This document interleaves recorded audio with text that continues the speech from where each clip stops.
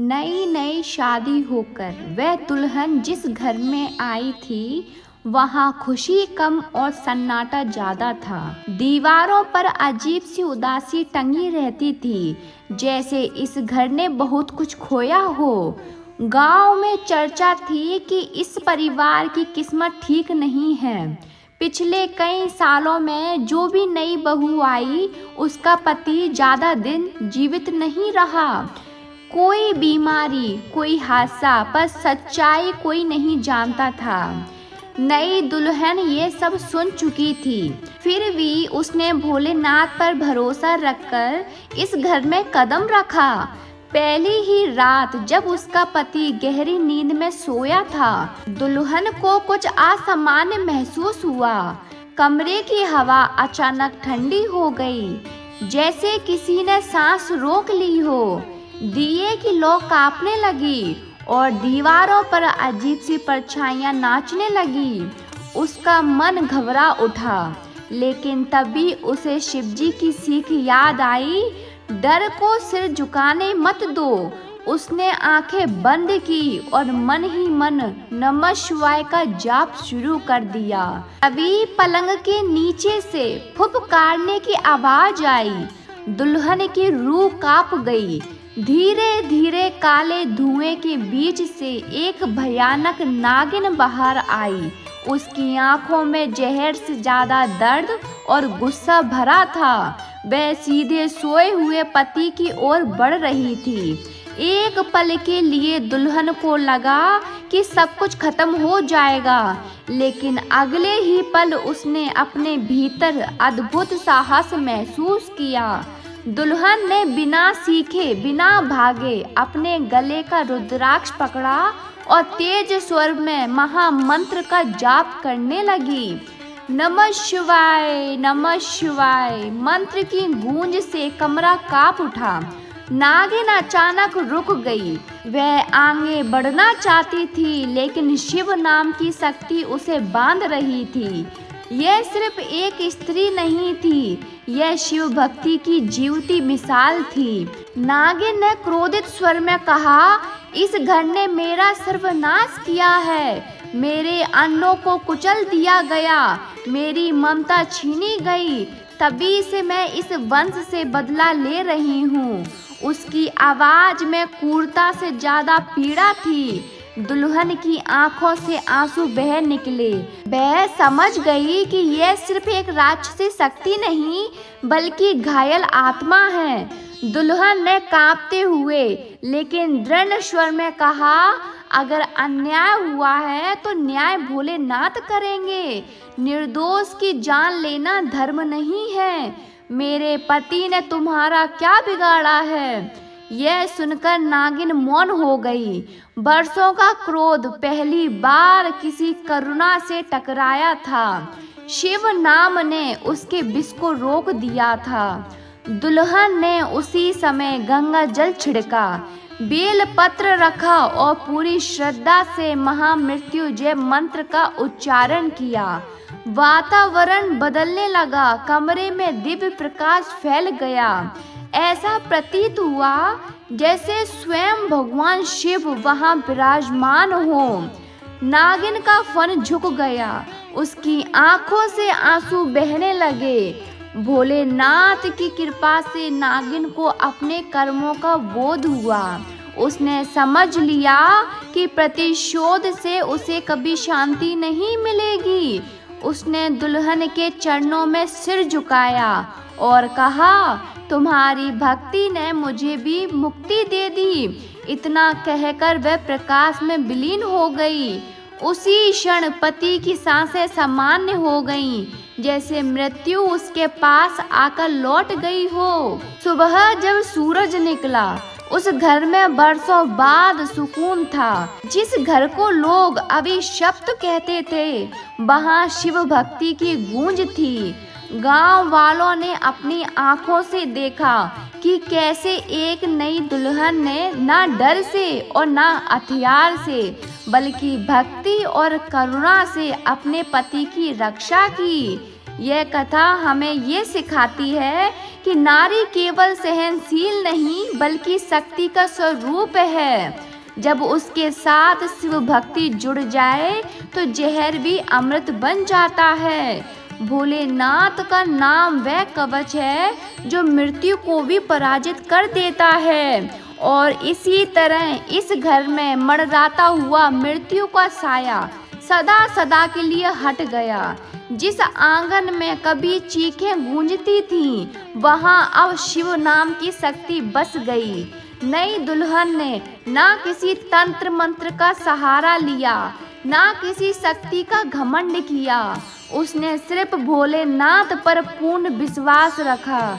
यही विश्वास उसका कवच बना, यही विश्वास उसके पति की सांसों की रक्षा बना। भोलेनाथ ये नहीं देखते कि कौन कितना बड़ा है, वह ये देखते हैं कि किसका मन सच्चा है। जहाँ करुणा होती है वहाँ शिव निवास करते हैं। जहाँ अहंकार और प्रतिशोध होता है वहाँ विनाश निश्चित है। उस रात यह सिद्ध हो गया कि भक्ति की आगे विष भी हार जाता है और मृत्यु भी सिर झुका देती है।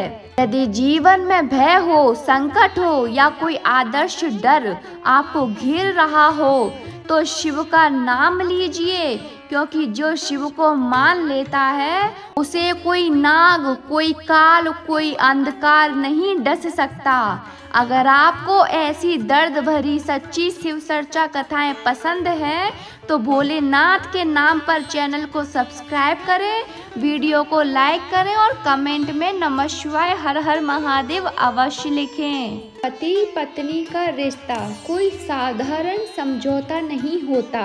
ये रिश्ता ना तो केवल समाज के बनाए नियमों से बनता है, ना ही केवल प्रेम से। ये रिश्ता आत्मा के स्तर पर लिखा जाता है। बहुत से लोग कहते हैं कि पति पत्नी का रिश्ता 7 जन्मों तक चलता है, पर सच्चाई ये है कि हर रिश्ता 7 जन्मों का नहीं होता। कोई रिश्ते एक जन्म में ही पूरे हो जाते हैं, कुछ 3 में, कुछ 7 में, और कुछ तो ऐसे भी होते हैं जो कई जन्मों तक अधूरे रह जाते हैं। यह सब निर्भर करता है कर्मों पर, पिछले जन्मों के कर्म, इस जन्म के कर्म और आत्मा की यात्रा पर। मैं आपको एक सच्ची घटना पर आधारित कहानी बताने जा रही हूँ। ये कहानी किसी ग्रंथ से नहीं बल्कि जीवन से निकली हुई है। एक छोटे से शहर में रहने वाली एक स्त्री थी, नाम था सीमा। उसकी शादी बहुत साधारण ढंग से हुई थी। ना कोई बड़ी उम्मीद, ना कोई सपना, बस इतना ही कि जीवन साथ में कट जाएगा। लेकिन शादी के कुछ ही सालों में सीमा ने महसूस किया कि उसका पति उसके लिए अजनबी सा है। वह उसे समझता नहीं था, फिर भी सीमा उससे अलग नहीं हो पा रही थी। ना प्रेम था, ना अपनापन, फिर भी एक आदर्श बंधन था जो उसे बांधे हुए था। सीमा कई बार अपने आप से पूछती, अगर ये रिश्ता इतना कष्ट दे रहा है तो मैं इससे निकल क्यों नहीं पा रही। बहुत बार उसके मायके वाले, दोस्त, यहाँ तक कि समाज भी उसे कहता, छोड़ दो, आगे बढ़ो। लेकिन उसके भीतर कहीं कोई आवाज थी जो उसे रोक लेती थी। वह आवाज डर की नहीं थी, वह आवाज किसी पुराने क्षण की नहीं थी। सीमा को तब समझ नहीं आया, लेकिन उसकी आत्मा जानती थी कि यह रिश्ता केवल इस जन्म का नहीं है। उसी शहर में एक बुजुर्ग पंडित जी रहते थे जो बहुत कम बोलते थे, लेकिन जो भी कहते थे वह सीधा आत्मा को छू जाता था। एक दिन सीमा उनसे मिलने गई। उसने अपनी पीड़ा बताई, बिना रोए, बिना शिकायत के। पंडित जी ने उसकी आंखों में देखा और बस इतना कहा, बेटी, ये रिश्ता प्रेम का नहीं है, यह क्षण का है। जब तक यह क्षण पूरा नहीं होगा तुम चाह कर भी अलग नहीं हो पाओगी। यह बात सीमा को चुभ गई। क्षण? कौन सा क्षण? किस जन्म का? पंडित जी ने समझाया कि जब 2 आत्माएं किसी जन्म में एक दूसरे के साथ अन्याय, छल या अधूरा प्रेम छोड़ देती हैं तो वह अधूरापन अगले जन्म में पति पत्नी के रूप में सामने आता है, ताकि आत्माएं आमने सामने रहें और हिसाब पूरा हो सके। इसीलिए कई पति पत्नी एक दूसरे से प्रेम नहीं करते, फिर भी अलग नहीं हो पाते, और कहीं बहुत प्रेम करते हैं फिर भी जल्दी बिछड़ जाते हैं, क्योंकि उनका हिसाब जल्दी पूरा हो जाता है। सीमा को धीरे धीरे अपनी जिंदगी की घटनाएं समझ आने लगी। उसका पति बुरा इंसान नहीं था, बस भावनात्मक रूप से दूर था। वह सीमा को धोखा नहीं देता था, मारता पीटता भी नहीं था, फिर भी उसे खाली खाली छोड़ देता था। यही सबसे बड़ा कष्ट था। पंडित जी ने कहा, यही तुम्हारा कर्म है। तुमने किसी जन्म में किसी को ऐसे ही खाली छोड़ा था।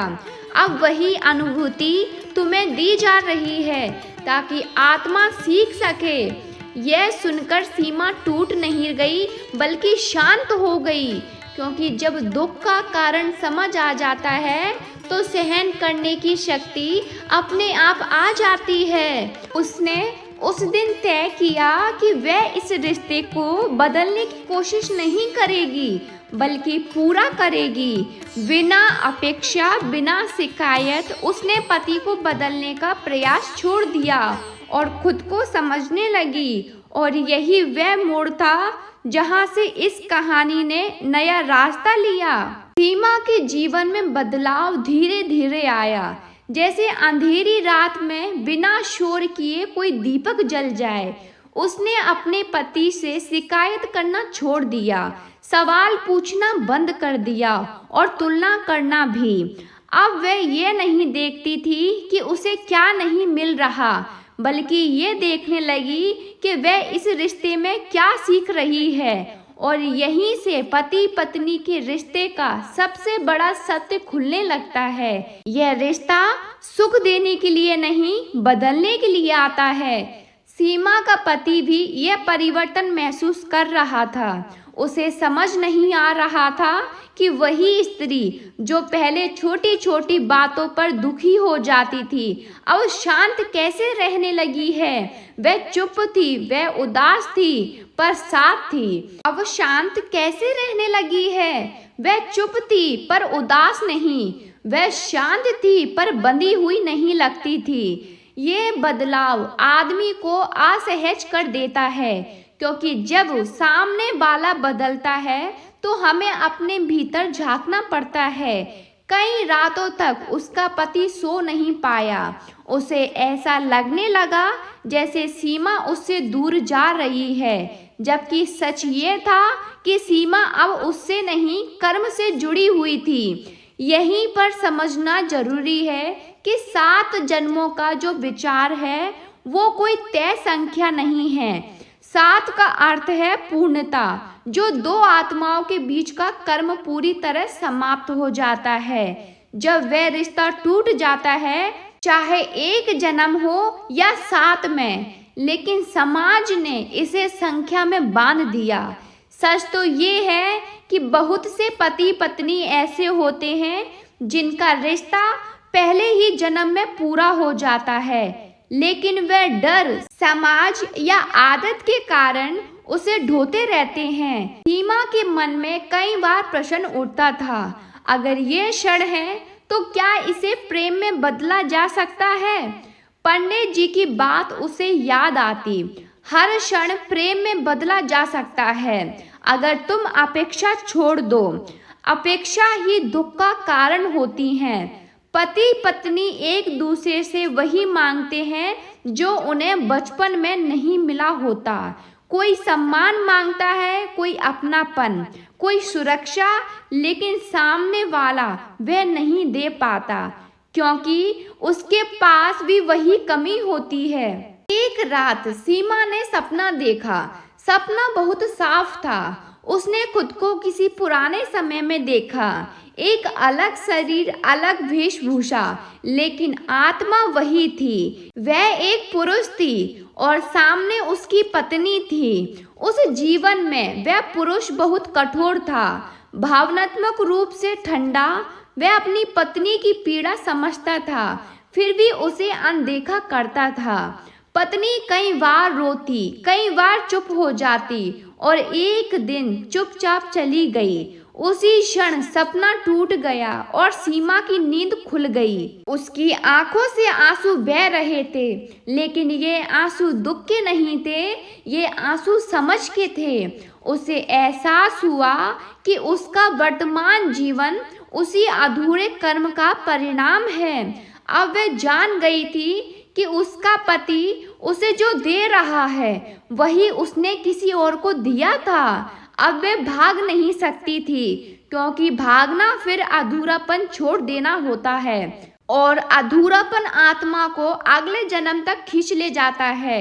यही कारण है कि कुछ पति पत्नी बार बार जन्म लेते हैं। वे इसलिए नहीं मिलते क्योंकि वे एक दूसरे से प्रेम करते हैं, बल्कि इसीलिए मिलते हैं क्योंकि वे एक दूसरे से सीखना भूल जाते हैं। जो रिश्ता सिखा दे वह समाप्त हो जाता है, जो नहीं सिखा पाता वह लौट आता है, नए रूप में, नए हालात में। सीमा ने अब अपने पति को बदलने की कोशिश छोड़ दी थी। वह बस सही कर्म कर रही थी, सम्मान दे रही थी, भले बदले में ना मिले, साथ निभा रही थी, बिना ये सोचे कि उसे क्या मिलेगा। और यही वह अवस्था थी जहां कर्म जलने लगते हैं। कई लोग सोचते हैं कि कर्म बहुत जल्दी खत्म हो जाते हैं, लेकिन सच ये है कि कर्म तब तक नहीं जलते जब तक हम वही प्रतिक्रिया देते रहते हैं। जैसे ही प्रतिक्रिया बदलती हैं,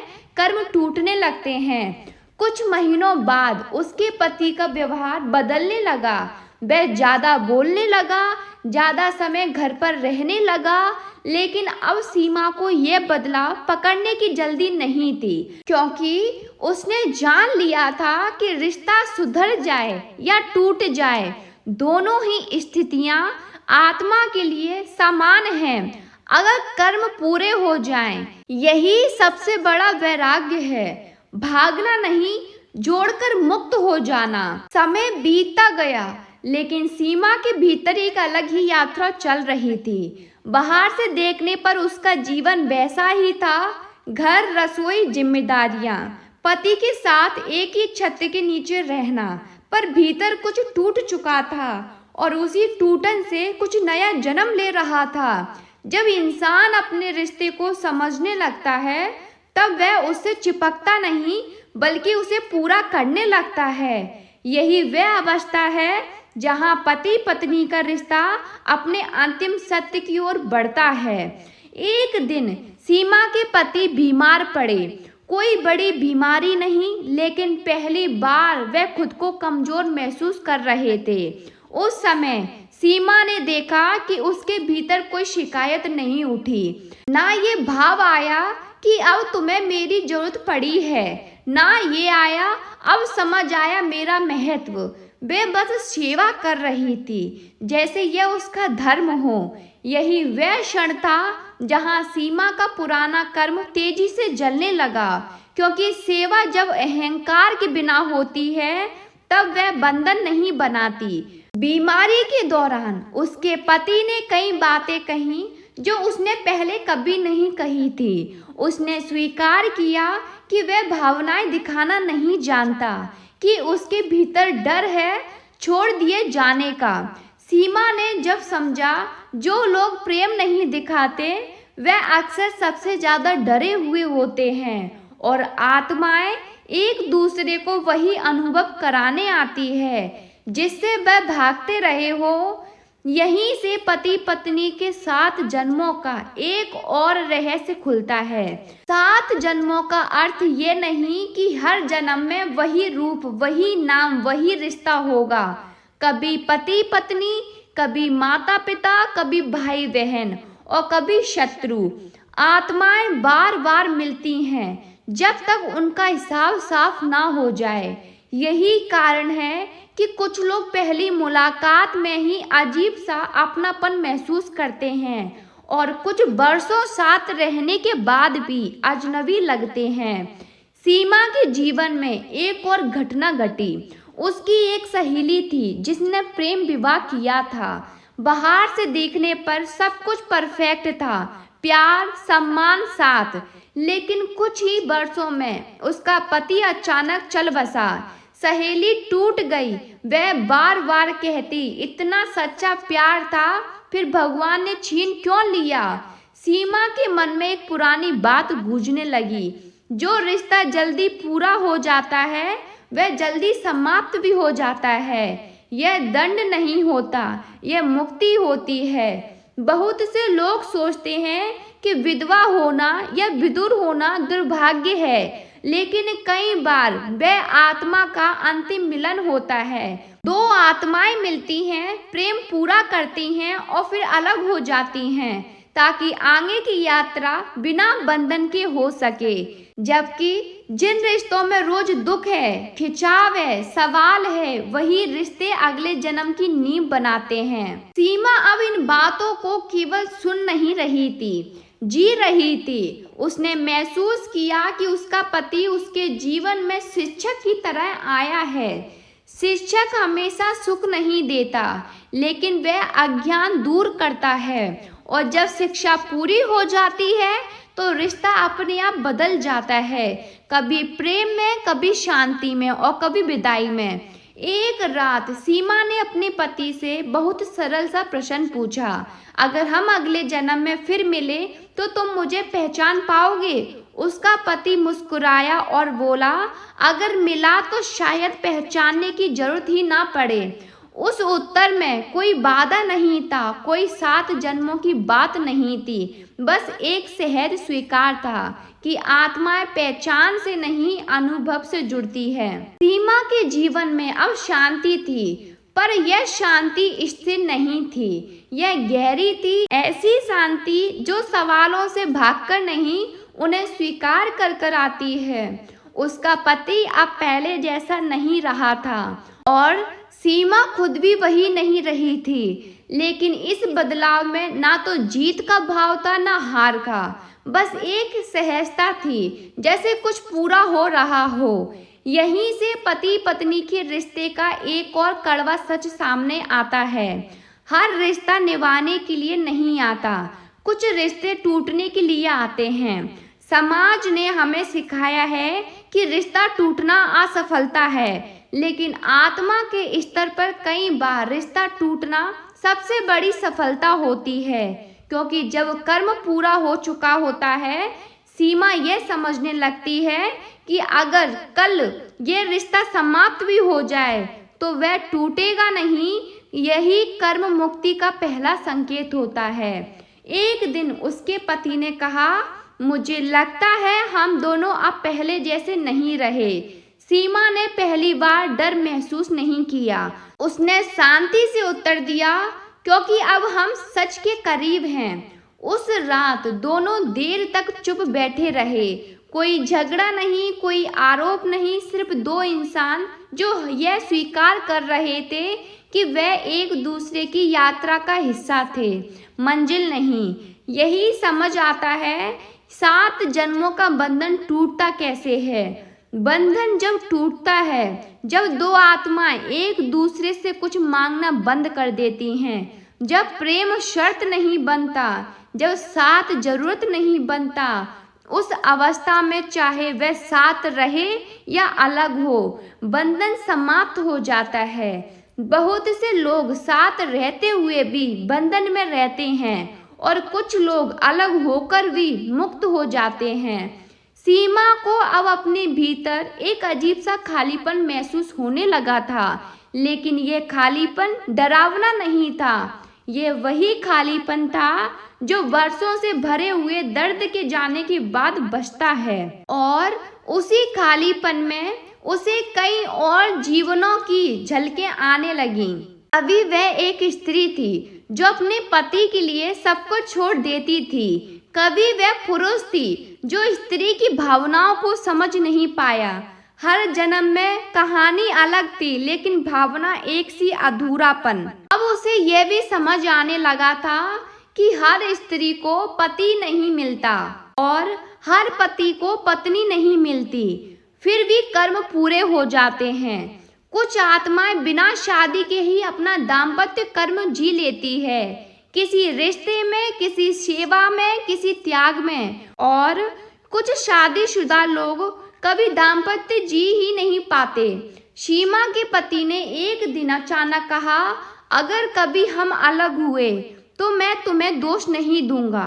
ये सुनकर सीमा की आंखें भर आईं, क्योंकि यह वाक्य प्रेम से नहीं, समझ से आया था। और समझ जब आ जाती है तब जन्मों की गांठ खुलने लगती है। यही वह क्षण था जहां उनका रिश्ता 7 जन्मों के चक्र से बाहर निकलने लगा। बहुत कम लोग जानते हैं कि सबसे कठिन रिश्ता वही होता है जिसमें ना तो नफरत होती है, ना गहरा प्रेम, बस खिंचाव होता है। वही खिंचाव जन्मों जन्मों का संकेत होता है, और जब वह खिंचाव समाप्त हो जाए तो आत्मा हल्की हो जाती है। जब आत्मा हल्की होने लगती है तो जीवन की गति बदल जाती है। घटनाएं पहले जैसी ही होती हैं, पर उनका असर नहीं रहता। सीमा अब ये सब देख पा रही थी कि उसका पति, उसका घर, उसका बीता हुआ दर्द, ये सब किसी परीक्षा की तरह थे, सजा की तरह नहीं। वह अब ये नहीं पूछती थी कि मेरे साथ ही ऐसा क्यों हुआ, बल्कि ये समझने लगी कि मुझे इससे क्या समझना था। और यही प्रश्न आत्मा को अगले स्तर पर ले जाता है। मृत्यु के बाद क्या होता है, इस पर बहुत बातें कही जाती हैं, लेकिन बहुत कम लोग यह समझते हैं कि आत्मा मरने के बाद रिश्तों को कैसे बदलती है। आत्मा ऊपर से नीचे नहीं देखती, वह पीछे मुड़कर नहीं देखती, वह केवल अनुभव को महसूस करती है। जैसे कोई यात्री सफर पूरा होने पर अपना बोझ उतार दे। उस समय पति पत्नी, माता पिता, बच्चे, ये सब नाम छूट जाते हैं। सिर्फ कर्म का स्वाद बचता है, मीठा या कड़वा।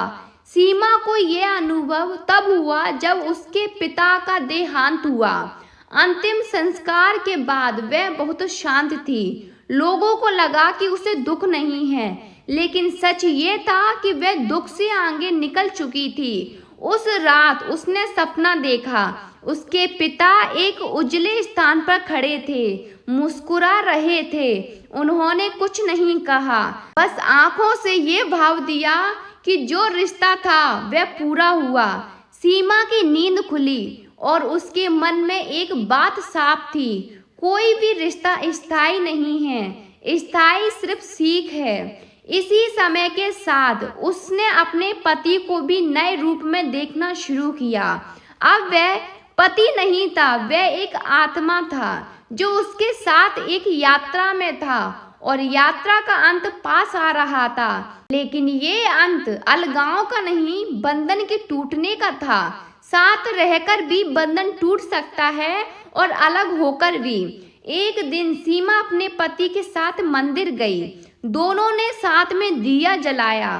कोई मन्नत नहीं मांगी, कोई शिकायत नहीं रखी, बस मौन में खड़े रहे। उस मौन में सीमा ने भीतर ही भीतर कहा, अगर इस जन्म का हिसाब पूरा हो गया हो तो हमें मुक्त कर देना। ये प्रार्थना किसी भगवान से नहीं थी, ये आत्मा से आत्मा की बात थी। उसी दिन के बाद उनके बीच एक अजीब सी दूरी आ गई, लेकिन ये दूरी ठंडी नहीं थी, यह सम्मान की दूरी थी। जैसे दो लोग जान चुके हों कि वह एक दूसरे के जीवन में क्यों आए थे और अब वह कारण पूरा हो चुका है। कई बार दूरी ही सबसे बड़ा प्रेम होती है, क्योंकि उसमें कोई खिंचाव नहीं रहता। यहीं पर 7 जन्मों का सबसे गहरा सत्य सामने आता है। 7 जन्मों का बंधन तब तक चलता है जब तक आत्मा सीखने से इनकार करती है। जैसे ही आत्मा सीख लेती है, वह संख्या टूट जाती है। फिर अगला जन्म उसी आत्मा के साथ नहीं होता। तब आत्मा नए अनुभव के लिए आगे बढ़ जाती है। सीमा को अब ये भी दिखने लगा था कि उसके आसपास कितने लोग अपने रिश्तों में फंसे हुए हैं। कोई मार खाकर भी साथ है, कोई अपमान सहकर भी, कोई डर के कारण, कोई समाज के कारण, और उन्हें लगता है कि यही धर्म है। लेकिन असली धर्म ये है कि रिश्ता आपको भीतर से तोड़ ना दे। अगर तोड़ रहा है तो वह कर्म है, और कर्म को समझकर पूरा करना होता है, ढोना नहीं। एक रात सीमा ने अपने पति से बहुत शांत स्वर में कहा, अगर हम इस जन्म के बाद फिर ना मिलें तो मैं आभारी रहूंगी। उसके पति की आंखें भर आईं। उसने कुछ नहीं कहा, क्योंकि कुछ बातें शब्दों से नहीं कही जाती। उसी क्षण दोनों के बीच का वह आदर्श धागा टूट गया जो जन्मों से बंधा था। अब आगे कोई नाटक नहीं था, ना बड़ा झगड़ा, ना रोना धोना, बस एक स्वीकार। और स्वीकार सबसे बड़ा अंत होता है। आत्मा जब मुक्त होती है तो वह किसी को दोष नहीं देती, किसी को पकड़कर नहीं रखती, वह बस आगे बढ़ जाती है, शांत, हल्की और पूर्ण। अंत में सीमा ने ये नहीं कहा कि उसका रिश्ता सफल था या असफल। उसने बस इतना जाना कि उसका रिश्ता पूरा था। पूरा होने का अर्थ ये नहीं कि सब कुछ सुंदर रहा, बल्कि ये कि कुछ भी अधूरा नहीं बचा। ना कोई शिकायत, ना कोई सवाल, ना कोई उम्मीद। उसके भीतर अब ये जिज्ञासा भी नहीं थी कि अगले जन्म में वह अपने पति से मिलेगी या नहीं, क्योंकि जब आत्मा मुक्त हो जाती है तब वह भविष्य को लेकर भी बंधन नहीं बनाती। सीमा और उसके पति साथ रहे या अलग हुए, ये बात अब महत्व नहीं रखती। महत्व ये रखता है कि दोनों ने एक दूसरे को बदलने की कोशिश छोड़ दी और खुद को समझ लिया था। और यही पति पत्नी के रिश्ते का अंतिम सत्य है। यह रिश्ता साथ रहने का वादा नहीं करता, यह जागने का अवसर देता है। जो जाग गया उसके लिए 7 जन्मों का चक्र समाप्त हो जाता है। जो नहीं जागा वह उसी कहानी को नए चेहरों के साथ दोहराता रहता है। जब सीमा अपने जीवन के अंतिम पड़ाव पर पहुंची तो उसके चेहरे पर कोई पश्चाताप नहीं था। उसने ना तो ये कहा कि काश ऐसा होता, ना तो ये कि काश वह बदल जाता। उसकी आंखों में केवल शांति थी। वह जान चुकी थी कि आत्माएं साथ रहने नहीं आती, वह साथ सीखने आती हैं, और सीख पूरी होते ही वह आगे बढ़ जाती है, बिना पीछे देखे। यही 7 जन्मों का सच है। ना कोई स्थायी पति है, ना स्थायी पत्नी। स्थायी है केवल कर्म और उनसे मिली सीख। जो सीख गया वह मुक्त हो गया, और जो मुक्त हो गया उसके लिए अब कोई जन्म बाकी नहीं रहा। अगर आपको ये कथा केवल कहानी नहीं बल्कि अपने जीवन का सच लगी हो, अगर कहीं ना कहीं आपके अपने रिश्ते, अपने दर्द, अपने सवाल इसमें दिखाई दिए हो, तो इसे यहीं मत छोड़िए। चैनल को अभी सब्सक्राइब कीजिए, क्योंकि यहाँ हर कथा मनोरंजन नहीं, जागरण है। यहाँ रिश्तों का सजाया नहीं जाता, उन्हें समझाया जाता है।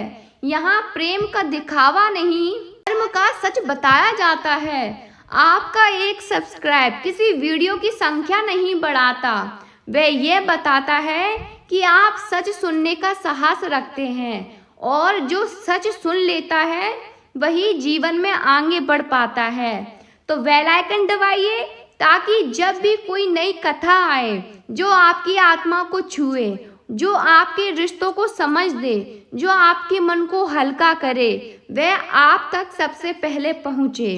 हर हर महादेव। सच की इस यात्रा में हमारे साथ जुड़े रहिए।